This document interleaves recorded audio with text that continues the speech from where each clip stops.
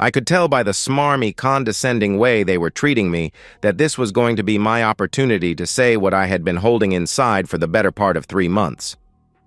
I was at the house, my former marriage home, and just as I was finishing the last walkthrough to ensure I hadn't missed anything, she just had to say, "Jim, you know you are welcome here anytime." I sighed, looked at her, and said, "Well, a couple of things about that. First, the fact that you put a restraining order on me so I couldn't come here kind of tells me otherwise. And second, this will be the last time I ever darken the door of this place. At one time, it was full of great memories.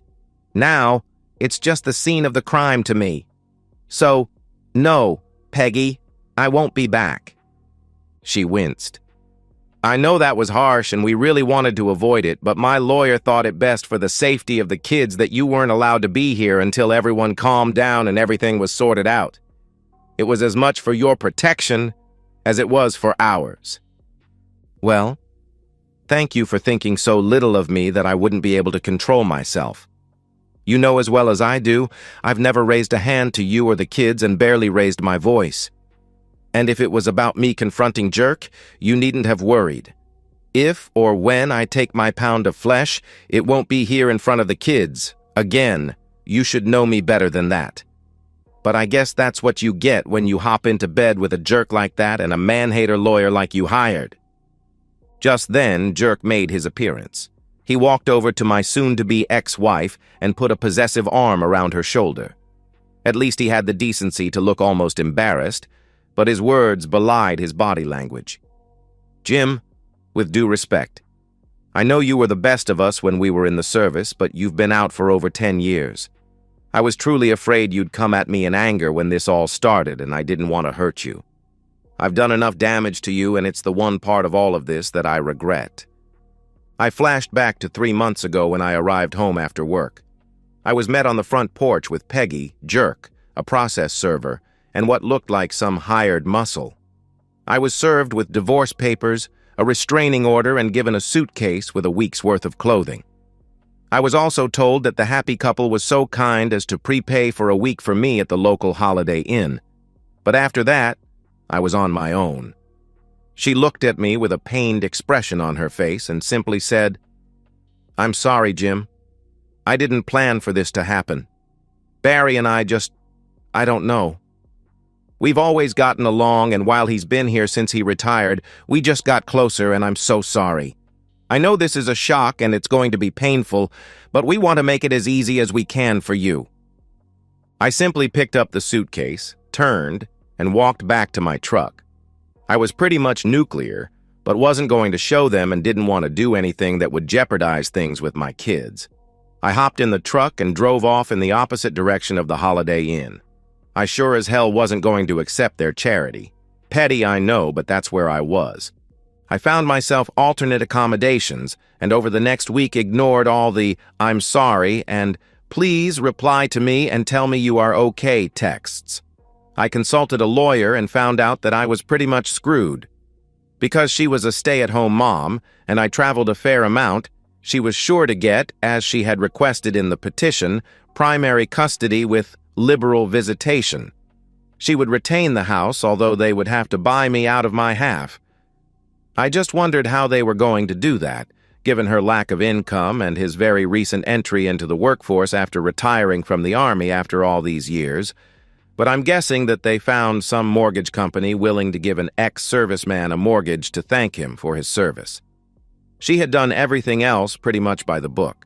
The only thing I balked at was her going after my pension. That was going to get messy. I had taken the week off, and after I got the lawyer nonsense all straightened out, crawled into, for a couple of days, and out of a bottle.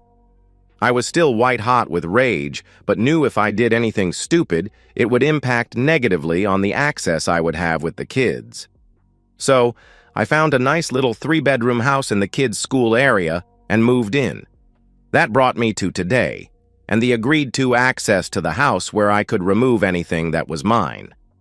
Once they realized I wasn't going to make a scene, Peggy told the court-appointed supervisor that he could go, but I insisted that he stay. I wanted everything documented so it wouldn't blow back on me later. I smiled bitterly when I asked where my kids were and was told that Peggy and Barry thought it best that they spend the day with her folks, that it might be too hard for me. Well, I said, what was too hard for me hasn't been too much of a concern recently now, has it? Jim, she started, I know I've broken your heart and I'm so very sorry. It was never our intention. I know we've no right to ask, but would you be willing to sit with us so we can explain? You've not given us a chance since this all happened, and I think if you let us talk to you, it will make more sense and help you come to terms with what has happened. Yeah, buddy, Jerk added. I'm sure you can't see it right now, but I really think we can find a way through this. I just know our friendship and your love for Peggy and the kids is strong enough that we can make this work. First, I'm not your buddy anymore. Turns out I never was. And second, there is no way through this. You are dead to me. I will have to endure dealing with my cheating woman of a soon-to-be ex-wife when it comes to my kids. But let me be crystal clear. You and I are through. Now, if the two of you feel the need to try to assuage your conscience by explaining how all of this just happened, I'll sit for a minute. It should be entertaining to see how you can spin this. Hey, I know you are hurting, but I won't let you disrespect the woman I love. You know it would not turn out well if we got into it, Barry answered. I looked at him and just smirked. Oh, we will get into it. Don't you worry. Just not here and not now. Just rest assured that I won't blindside you as you did me, your so-called brother-in-arms. So, I'll call my soon-to-be ex-wife a cheating woman if I want, 'cause at the end of the day, that's exactly what she is. Barry jumped out of his chair with fire in his eyes. I mirrored him and said, "Oh, please, give me a reason. Take your shot. Come on, you coward." Peggy leaped up and grabbed Barry's arm. "Barry, stop it. This will solve nothing. You can't blame him. We did this to him. Now sit down." After Barry sat down, I considered taking another shot at him for being whipped, but thought better of it. This was war, and the battle we just had was inconsequential in the grand scheme of things. After we all calmed down and I turned down the offered coffee, I said, "It's your show. Let's get on with it so I can get out of here." The cheating woman started.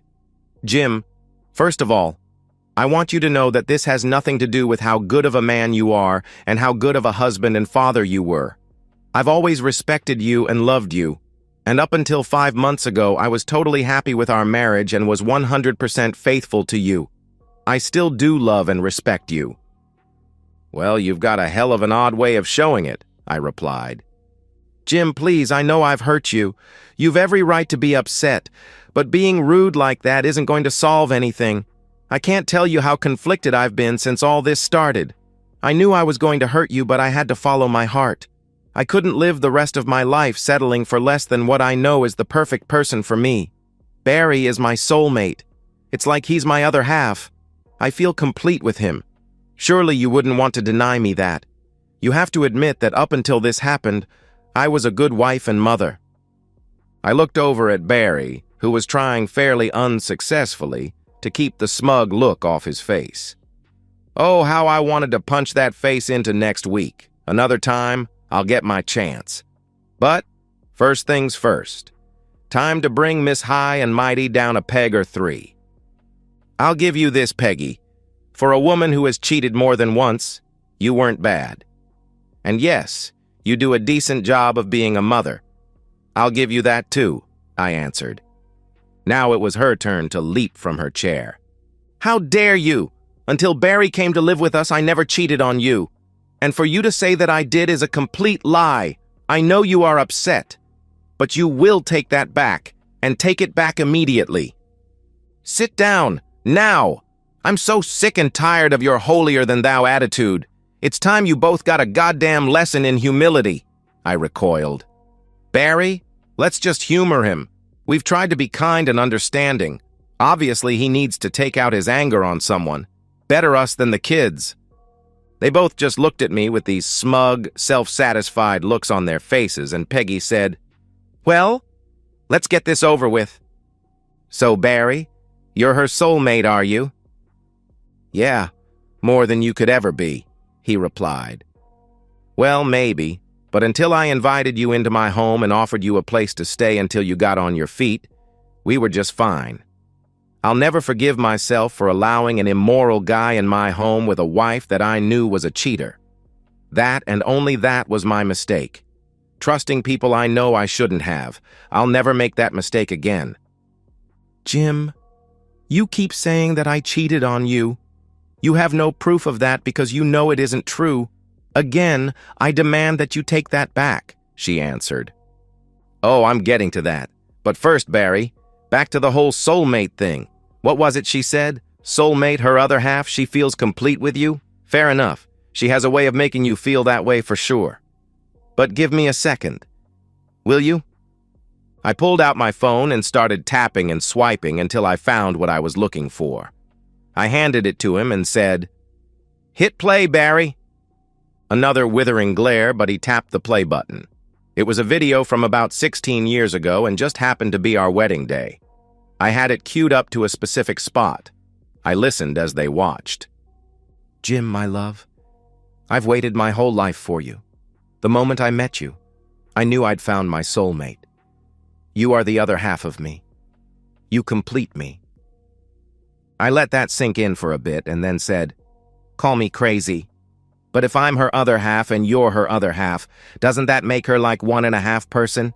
I mean, she's put on a few pounds since we married, but not that much." I could tell by the look on Barry's face that he was not expecting to see that. Peggy went into damage control mode. "Barry, don't give that a thought. Everyone is entitled to make a mistake. Jim was mine until you came along." And with that, she hooked her arm into his and leaned into him, kissing him on the cheek and fixing me with a smug grin. But I could tell I'd gotten to Barry. I smiled and said, "Ah, my lovely cheater. But I wasn't your first mistake, was I?" She looked totally perplexed and said, "I have no idea what you're talking about, Jim, and stop calling me a cheater." "So, jerk," I started to say something, but she cut me off. "Jim, will you stop calling Barry that? Grow the hell up." "So, jerk, do you remember where it was that I met your other half?" "On Paros when we were on leave. What of it?" he answered. "Exactly right. We were on leave and hopped on the cheapest flight we could find and ended up on Paros. We're sitting in the Mad Hatter bar, and in walk these two beauties we just knew were American. Peggy and her nursing partner were on vacation from their gig in Riyadh and came to Paros to find some beautiful Greek men for the week. Well, Peggy ended up with this American man and fell in love. I honestly was looking for a week with a beautiful Greek woman, but this hot-blooded American beauty stole my heart.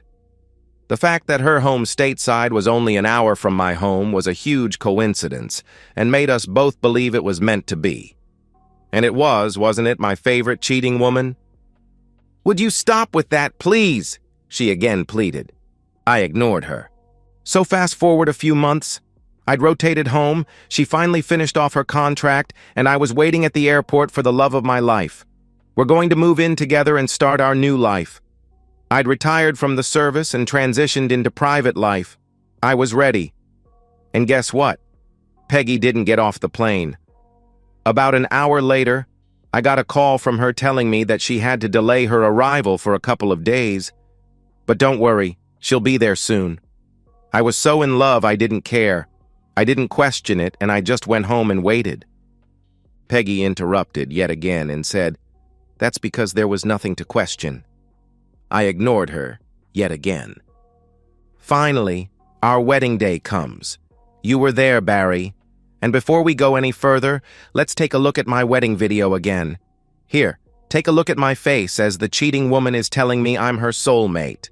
Does that look like the face of a man that's sure of what he's doing to you? I looked at the two of them and saw the confusion on Peggy's face. I've never noticed that before. Jim, were you having second thoughts on the day we got married? Well, up until 10 minutes before the ceremony, I had 0 second thoughts. You had no idea how close I came to walking out, I replied. But why? We loved each other. We were totally committed to each other. We were starting our life together. Why would you question that? She questioned. Let me ask you, why do you think I would question it? What possible reason would I have to question your love and loyalty to me? Jim, I have no idea why you would have questioned that on our wedding day. I was totally and completely committed to you. I sighed. Okay, don't say I didn't give you a chance to come clean. So I'm standing outside the church with my brother just before you arrived, and this guy I've never seen comes up to me and asks if I'm Jim. When I tell him I am, he congratulates me on marrying you. I ask him if we know each other, but he says no, but he knows you. I ask him his name, and he tells me it's Dave Rebstock. As I say this, I look over at Peggy and watch her eyes bug out, and she simply says, "Oh, hell." I look over at Barry and continue. So my new buddy Dave proceeds to tell me that up until a few months ago, he and his fiancée were busy planning their own wedding. And guess, Barry, who his fiancée was? Almost in a whisper, he says, Peggy. Got it in one. And would you like to hazard a guess as to whether or not they were engaged when Peggy and I met? Let me save you the trouble. Yeah, they were. And how about another guess as to whether or not the cheating woman ever thought to mention that fact to me? I'll save you the trouble. No, she didn't. And guess where she was when she didn't get off the plane? She was back home kicking old Dave to the curb. I looked over at Peggy with a fierce stare. So yeah, when you say you've never cheated on me before Barry here, I tend to believe you. But if you weren't so high and mighty, you'd have realized I didn't say you cheated on me. But I did say you were a cheating woman, which you absolutely are. So don't ever look at me with that superior, smug look again, because you are a serial cheating woman. I looked at the shell-shocked duo. The way their mouths were flapping, I thought I was in a base derby, and I'd just pulled the two of them onto my boat. I decided to finish off the cheating woman before I turned my sights on the jerk. I reached into my jacket pocket and handed Barry 3 sheets of paper that were neatly folded together. So, Barry, what I've just handed you is what my new buddy Dave handed me at the end of our conversation. Turns out they were the wedding vows he had written out for your soulmate here when he was supposed to marry her. He had told me that he wished me well. I had told him that I had no knowledge of him before today, and he believed me. He really was a decent sort. Good-looking, in good shape, and solid dude. In different circumstances, I could see that we could have been buddies, but not in these circumstances. Humor me and read the part out loud, the part that I've highlighted. Peggy protested, but it was barely above a whisper. Barry, you don't have to read it. I know what it says. With barely contained fury, I hissed, Read it! David, my love, I've waited my whole life for you. The moment I met you, I knew I'd found my soulmate. You are the other half of me. You complete me. I couldn't help myself. Jesus, Peggy, it's got to be getting pretty crowded in that body of yours. The look she gave me was less than warm, but I wasn't letting her off the hook that easily. You sit there all high and mighty and tell me that you can't deny your feelings, that you found your so-called soulmate, and I just need to understand. Well, forget that. You're nothing but a selfish, entitled, cheating woman. By the time I got to the end of my diatribe, I was pretty much shouting. She looked stunned at the ferocity of my emotion. She could count on the fingers of one hand the number of times I had raised my voice. I had always been able to get my point across with her and our kids in a very calm but very assertive manner. I've never liked blowing up. To me, it showed weakness. But if there was any occasion that called for fury, it was this one. She tried to fight back, but it was a feeble attempt. So, if I was so horrible, so unworthy of the wonderful Jim, why did you marry me? Why didn't you just walk away? She asked. I sighed. Very simple answer. Ask the jerk beside you or ask your other victim, Dave. You're good. You're very, very good. You made us all believe that we were the one. I know I did, and Dave told me the same. And I'm sure Barry is thinking he's the one as well. But history has shown that that's simply not the case, hasn't it? I looked over at him. I saw an odd mixture of disappointment and defeat, and I thought, oh, you have no idea. I'm just getting started with your disloyal back. He, however, decided to let pride get in the way of being humble and put an arm around her, stuck his chin out defiantly, and said, "Not to worry, babe. You just hadn't met me yet. The right guy for you. I've known all along that you were the one, and I'm going to spend the rest of our lives showing you that." With that, he glared at me and shot me that self-satisfied smirk. Oh, this was going to be fun. "So, jerk, you think the cheating woman is the one, do you?" I asked. "You're damn right she is, and if you don't stop calling her that, we're going to have a problem." I ignored his childish threat. "So, cheating woman, does Barry here make you feel like the one?" She sighed, upset at my name-calling. "Yes, Jim, he does. You did too. I've said that over and over. It's just that Barry makes me feel so incredibly complete, like I'm his entire world. So yes, I believe I am the one for him." By this time, Barry had recovered some of his bravado, and he looked at me and said, "I'm sorry, buddy, but when you find the one, you just can't deny what the universe is telling you. I know it's hard being replaced like this, but I know once you see how happy we are, you'll admit it to yourself." I looked up at the ceiling like I was trying to recall something. The one. Where have I heard that expression before? Hang on. I think I remember. With that, I grabbed my phone and made a big production of searching through it and finally found what I was looking for. Aha! Here it is. This is from Jerk himself from just 18 months ago. Let me read it for you both. "Well, Jimmy boy, rip up my bachelor card. I've met the one. Amy is amazing. We are so damn into each other I can't tell you. She's smart. She gets me. She has a body like silk. She works on the bass and is just so damn good. I feel like the luckiest guy in the world. We've been together for about 3 months, and I'm already starting to think about popping the question. I hope you and the rest of the boys are ready to get together for a bachelor party in a few months, 'cause I'm gonna need one." "So, Jerk, how many the ones are you supposed to have? Doesn't the term the one mean just one?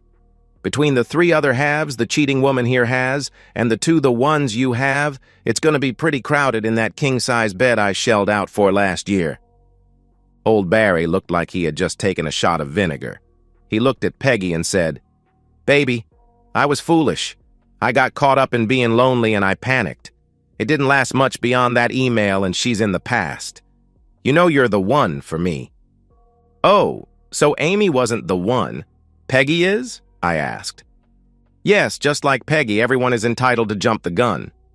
I smiled and looked down at my phone and started scrolling. "So, just to confirm also, let me see here. Cindy in Fort Hood isn't the one and... Hold on. Ah, here it is. Donna at Fort Sill isn't the one? You know, Barry, I'm confused because I have emails from you telling me all 3 of these women were the one.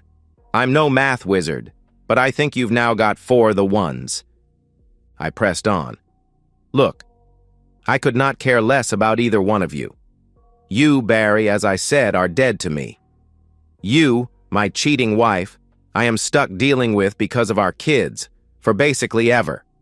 My point is that you 2 sit here so angelic trying to tell me that this romance of yours is something you couldn't control, something that was bigger than you both, when in actual fact you're both just faithless persons that frankly deserve the hurt you're going to put on one another.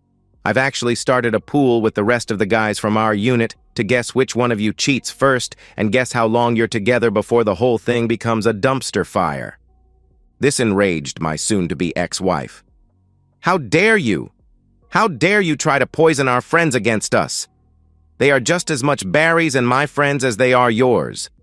Just because your ego is hurt and you can't understand what true love is, doesn't give you the right to put our friends in the middle of all of this."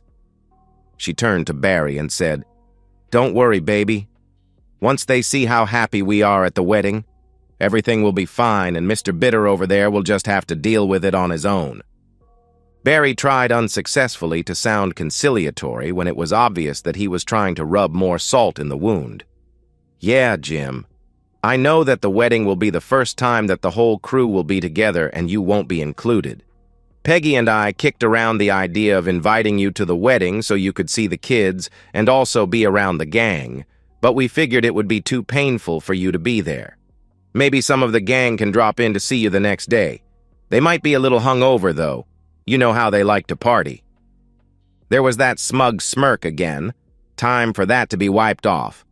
I picked up my phone and simply texted, "Go ahead," in a group text box. "Oh, don't worry about me. I have plans that are going to keep me quite busy that day," I replied. Within seconds, both of their phones started buzzing with incoming mail. If the phones had been sitting on the table, I'm sure they would have been spinning with all of the notifications. Well, what do you know? Speak of the devil. Here are a bunch of replies from the gang about the wedding, Jim enthused, and immediately opened the first one. He frowned and opened the second one and the third. Peggy, seeing his pained expression, opened up her phone and started looking at the replies. They were all the same. Her head snapped up, and her eyes bored into me. If looks could kill, well, let's just say I wouldn't be writing this tale. "What the hell did you do?" she asked. "What do you mean, cheating wife?" "You know goddamn well what I mean. What did you say to our friends? No one is coming. Every reply is the same." She shoved the phone in my face. I didn't know what the exact words were going to be, but I had a pretty good idea of the message. I laughed right out loud when I read it. "Sorry, won't be there. We have a barbecue at Jim's that day. P.S. Don't throw garbage where you eat." Barry was crestfallen. "I can't believe my guys would abandon me like this. There's no way they would have done this without some coercion. What did you say to them?"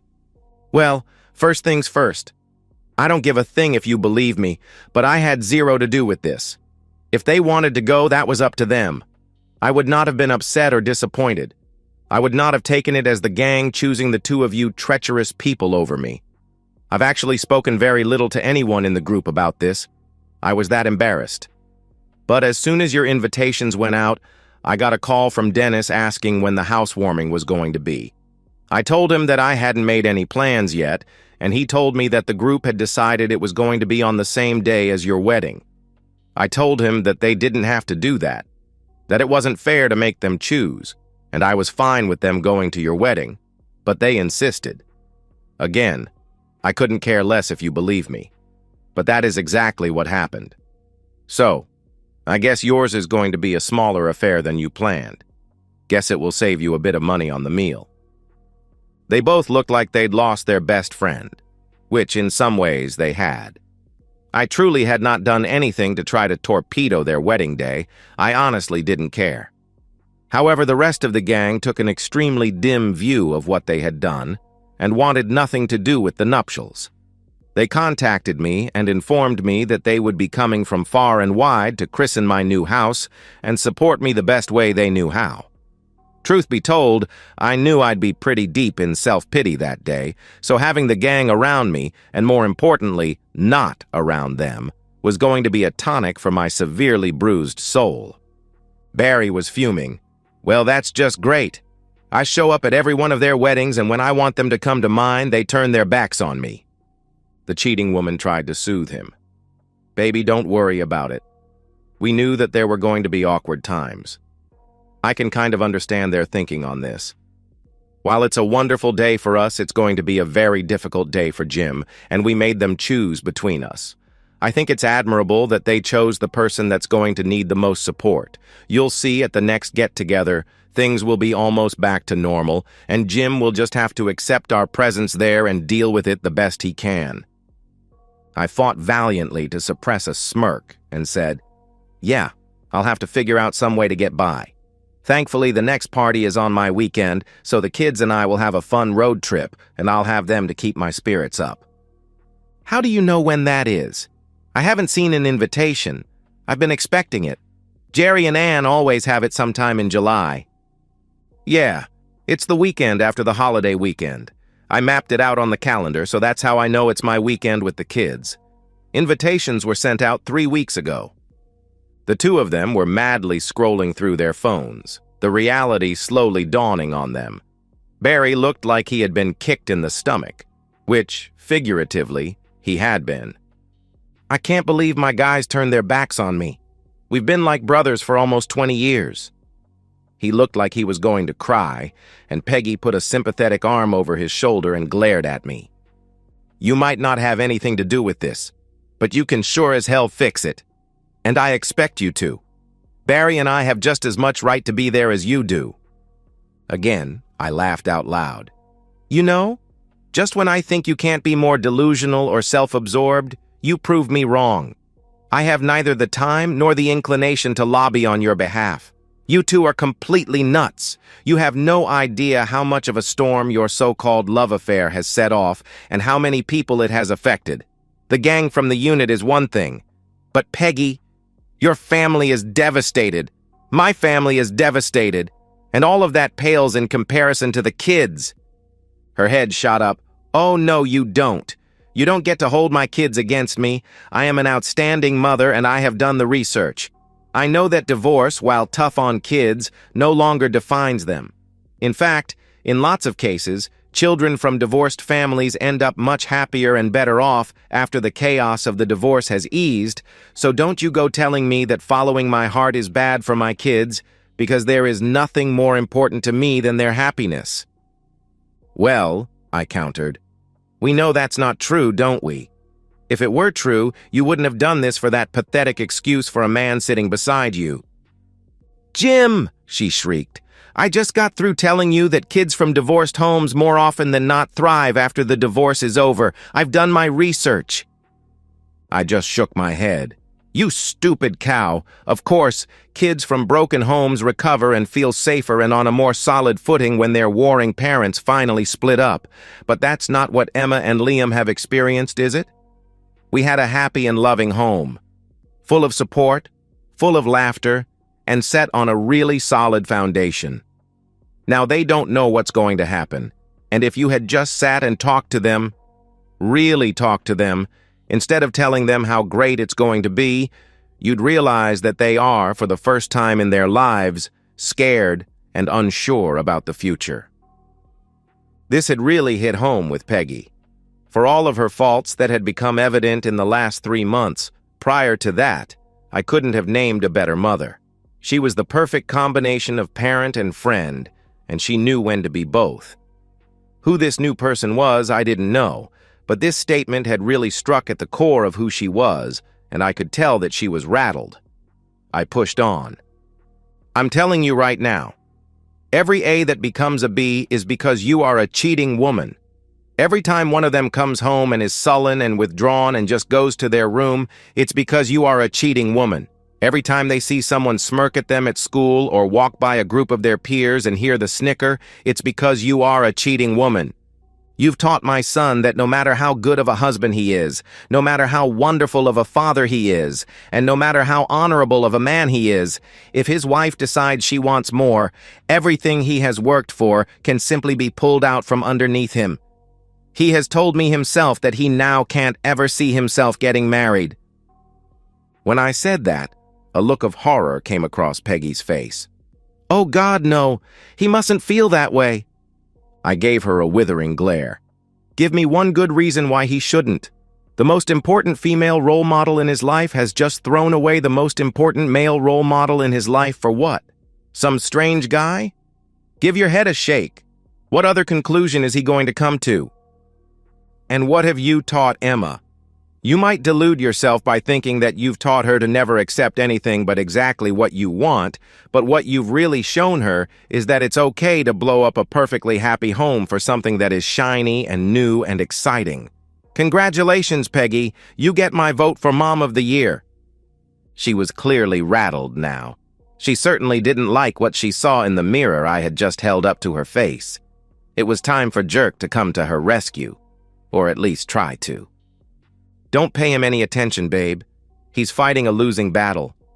Once Emma and Liam see how truly happy their mama is and how much better their home will be, everything will be fine.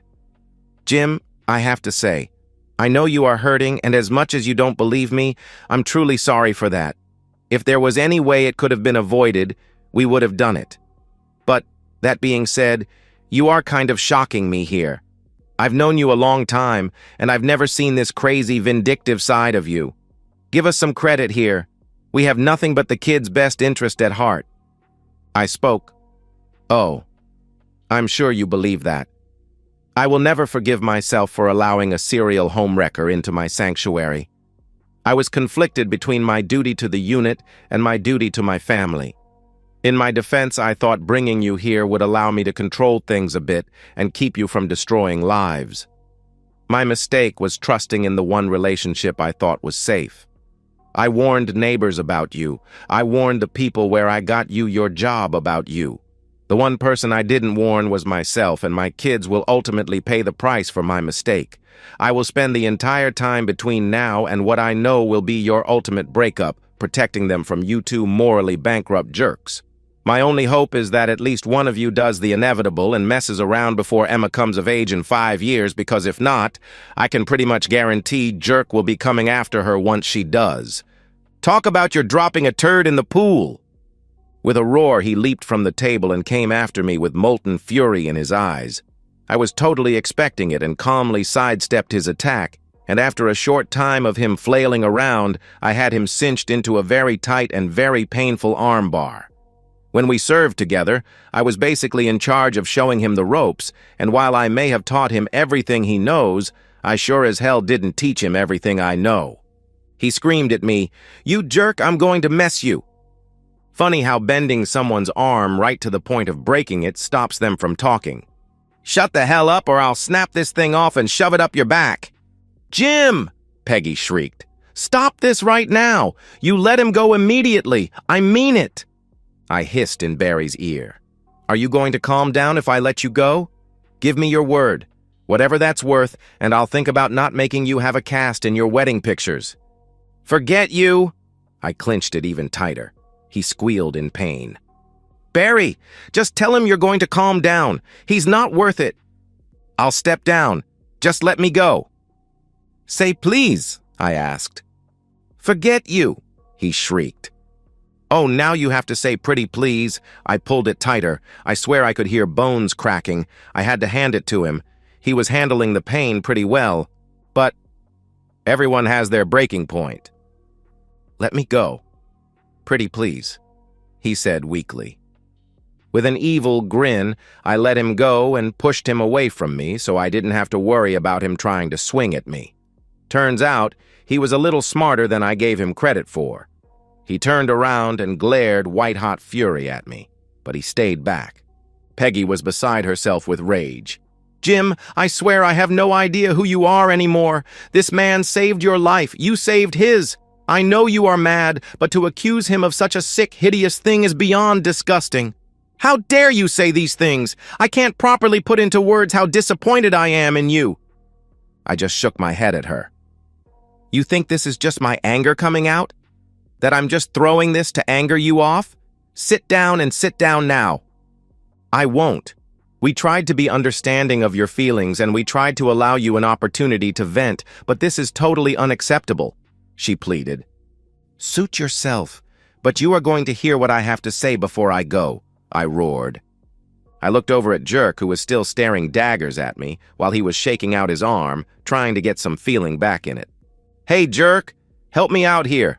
I've got 3 figures of speech I need help with. Care to help me understand what bagging a brace, scoring a hat trick, and hitting for the cycle mean?" His eyes widened, but he didn't want to face what he knew was coming, so he tried vainly to put off the inevitable. "I have no idea what you are talking about. Probably some more made-up stuff like you've been spewing since you got here." Barry recoiled. "Really? Denial is what you are going with? Suit yourself and don't say I didn't give you a chance to come clean." I looked over at Peggy. "Well, my dear cheating wife, let me give you a lesson. First, in most countries, bagging a brace means getting 2 of something like scoring 2 goals in a hockey game or catching 2 fish. It means being with 2 women in the same family. In fact, he stayed with the one, before you just long enough for her daughter to turn 18 so he could take a chance on her. I don't know if poor Amy knows about it, but it was only a couple of weeks after that he dumped her." "That can't be true. Barry, Tell me it's not true! Good old jerk did his bass in-boat impression again, and his mouth was just flapping open and closed. Oh, it gets better, I enthused. Scoring a hat trick, instead of what we think it means, scoring 3 goals, in old Barry's world means getting 3 women in the same family. He did that one a couple of times. Now don't worry, dear. I've already alerted your dad about old jerk's charms, and he's told me that he'll never let your future hubby near your mom. Even I have to admit, for an older lady, Donna's still got it going on. At this point, I think my former buddy Barry would have paid to have the world swallow him up.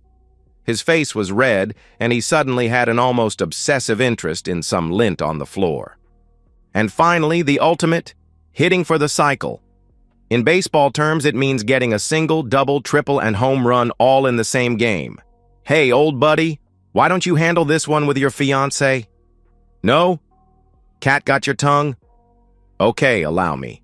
That's girlfriend, her daughter, her mother, and her sister. Now, in fairness, to my knowledge, he's only accomplished that once. Yep, managed to wreck 3 families in one fell swoop. I got to hand it to you, buddy. You are a master homewrecker. Oh, and Peggy? Don't worry. Darren knows all about Barry's penchant for going after his women sisters. He was, how would I put it, less than impressed. Let's just say I wouldn't count on the annual family trip to the Jersey Shore with Leanne and him and the kids happening this year. One last thing. I suspect you don't believe me.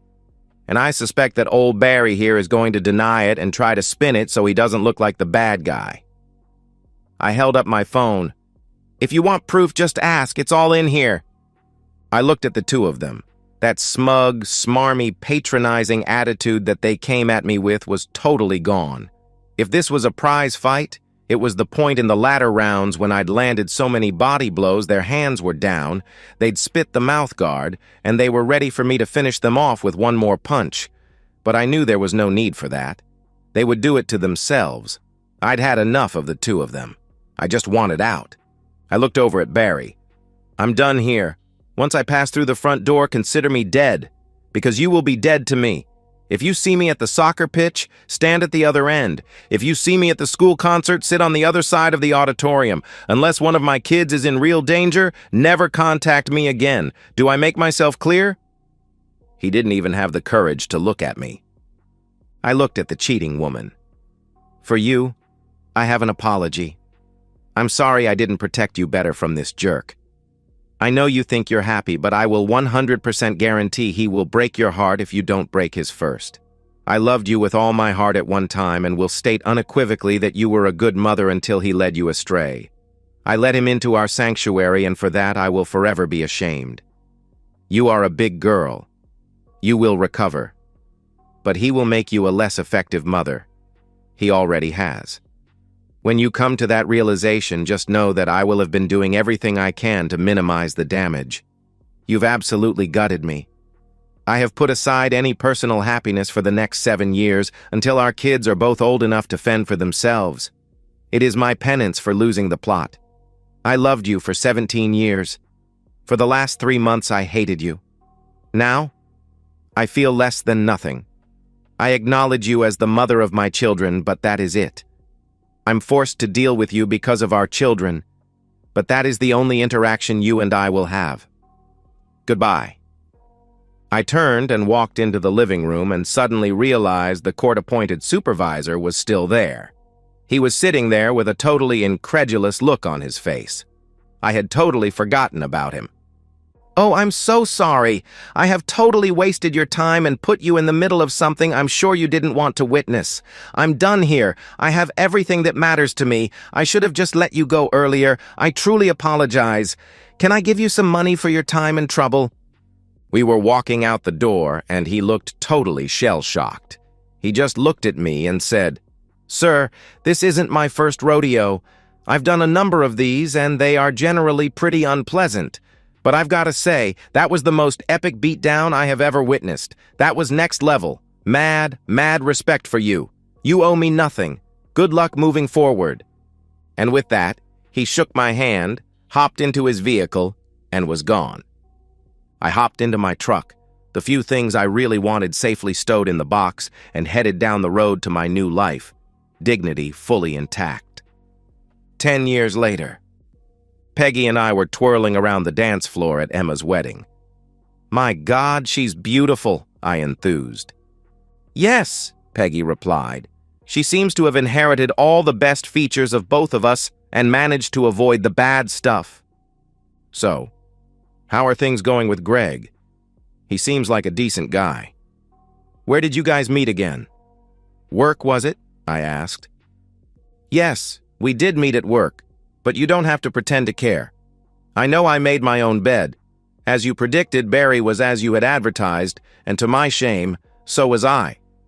I traded in a Cadillac for a shiny new sports car that did nothing but break down and cost me everything. For what it's worth, we weren't his first victims, and we weren't his last. He still has a little contact with a couple of the guys from the unit, and to my understanding, he's still up to his old tricks, leaving havoc in his wake." "A leopard can't change his spots, I guess," I answered. Peggy replied, "I know, but I can't believe I lost sight of what was most important. And thank you for not rubbing my nose in it after he and I split, or even after Bill or Ethan. I know you could easily have done that. I know you think that I haven't changed either, and my history with men sure wouldn't lead you to think otherwise. But I like to think in my heart of hearts that I'm simply looking for you, and if I don't find it, I move on. I know now what I had, and I'll go to my grave regretting losing sight of that." I smiled at her. "Oh, don't be so hard on yourself. I am all but impossible to replace." She laughed and slapped my arm. "Humility was never your strong suit." I nodded. "In all seriousness, I hope now that the kids are well on their way, you can find happiness again. You did a great job with them. I know I had my doubts, but you proved me wrong, and I will be forever thankful. Even Lori is impressed, and coming from a broken family like she did, she really related to them." Peggy smiled. "You know, I tried really, really hard to hate Lori, but come on, how can anyone? She's terrific. She makes you happy, and the kids love her. Thank you for choosing someone like that." As the song ended, I looked across the floor to see the love of my life smiling at me, and I knew I had to be with her, like right now. "Thanks for the dance, Peggy. I wish you happiness. But I need to get back to my wife." And so, we've reached the end of today's story. Was it what you expected, or did it take a twist you didn't see coming? I'm curious to hear your thoughts. Share them in the comments below, and let's get a conversation going. If this story kept you hooked, make sure to hit that like button. And if you're new here or just haven't subscribed yet, now's the perfect time to join our community. I bring you fresh, captivating stories every day, so click that subscribe button and turn on notifications so you never miss out. Thanks for watching, and I'll see you in the next one.